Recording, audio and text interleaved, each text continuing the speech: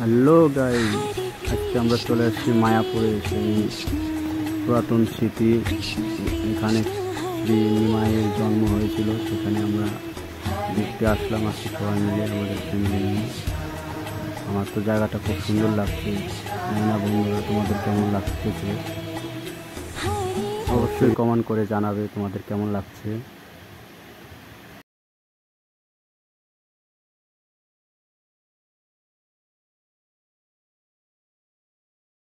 পিছনে দেখতে পাচ্ছ কি সুন্দর 3D ভাবে যে মূর্তিগুলো বানিয়ে রেখেছে, খুব সুন্দর লাগছে দেখতে। তোমাদের কেমন লাগছে তোমরা প্লিজ জানাবে।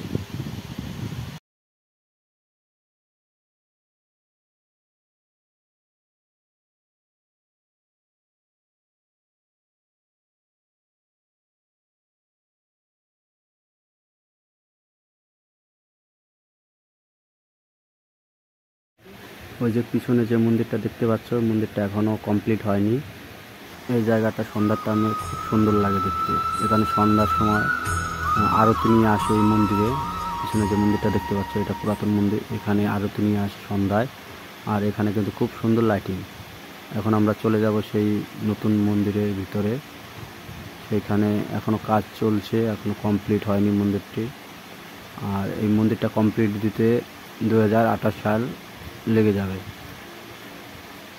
দেখতেই পাচ্ছ বন্ধুরা, এখনো কমপ্লিট হয়নি। মন্দিরটা অনেক অনেক অনেক উঁচু, অনেক সুন্দর। এবার আমরা সুন্দর একটি ছবি তুলব নতুন মন্দিরের সামনে। খুব সুন্দর একটি ছবি সবাই মিলে। ছবিটা তোলার পরে এখন চলে যাবো আমরা গৌশালে। অনেক বড় বড় গরু থাকে এখানে, অনেক গরু।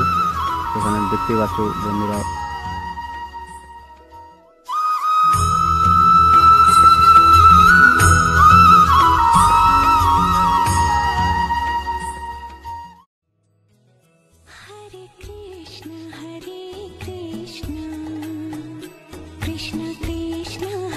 এখানে যত গরু দেখলাম তার মধ্যে কিন্তু আমার এই গরুটা খুব সুন্দর লাগছে।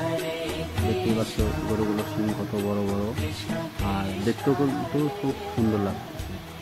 তোমাদের কেমন লাগতেছে তোমরা কিন্তু অবশ্যই কমেন্ট করে জানাবে। আর তোমাদের যদি এই ভিডিওটা দেখে ভালো লাগে তাহলে প্লিজ চ্যানেলটিকে প্লিজ সাবস্ক্রাইব করে দিন।